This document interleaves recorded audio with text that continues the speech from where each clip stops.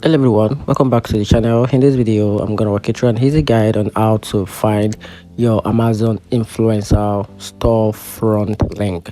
So to get started with an easy workaround and process on how you can easily find your Amazon influencer storefront link. So the first thing to do is to log in into your Amazon influencer account at affiliateprogram.com/influencers.